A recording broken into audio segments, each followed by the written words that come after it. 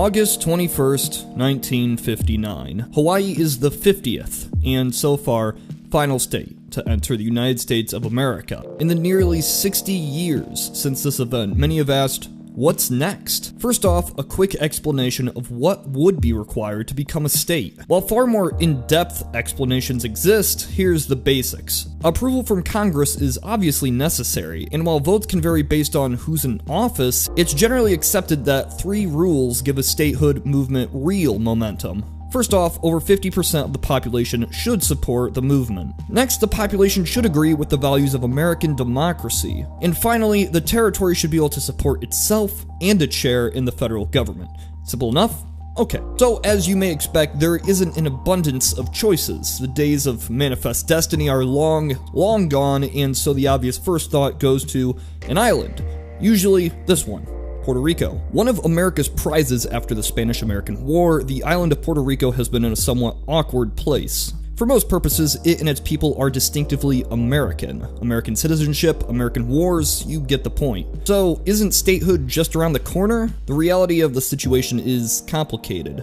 While on the surface, Puerto Rico seems like a very likely candidate for statehood, several major factors block its path. The high homicide rate and drug issues in the territory were an often quoted statistic, but moving beyond that, it's quite apparent that Puerto Rico, on a cultural level, is quite distinct from that of the American homeland. The territory is officially bilingual, with Spanish being the primary language. While this affects the legislature, the population at large has an even more drastic difference from the rest of America. What I mean is that, according to the US Census, 80% of the population is not fluent in English. Quite a large language barrier not seen elsewhere on a state level. By comparison, the only state that is bilingual officially in the United States is Hawaii, but even so, over 70% of its residents speak only English at home. So that's a big cultural shift, and while many others exist, that's not the primary point I intend to make. After all, there is nothing keeping a territory out because of language.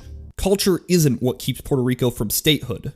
It's the economy. Over 40% of the population lives in poverty, about 3 times the rate of America as a whole. The unemployment rate nearly doubles that of the American average. A climbing debt and economic instability led to the territory filing for the largest bankruptcy in American history, and this, if anything else, is the nail in the coffin for statehood. As discussed earlier, a state is expected to support itself and its part in the federal government. Bankruptcy doesn't really fit into this definition very well. So, if not Puerto Rico, where else can we look for a 51st state? One of the other most noted locations is Washington, D.C., the nation's capital. It fits the criteria quite well. 85% of the population supports the movement, they do seem to be quite fond of American democracy, and the gross product of D.C. would land it at 34th place out of all the states. So, what's the issue? Obviously, Washington, D.C. houses the federal government. If D.C. were to be a state, the federal government would be, in some capacity, held to the regulations and laws of another power, which itself would be held to the regulation of the federal government. Impossible? Impractical? Probably not, but it's not a simple fix, and could require some pretty immense changes to statehood and state law. At the same time, the movement has been loosely tied to political parties. With statehood comes seats in Congress, and the urban DC metropolis would likely vote Democrat. This is understood well by each party, and has become a partisan issue rather than a logistical issue in the eyes of many.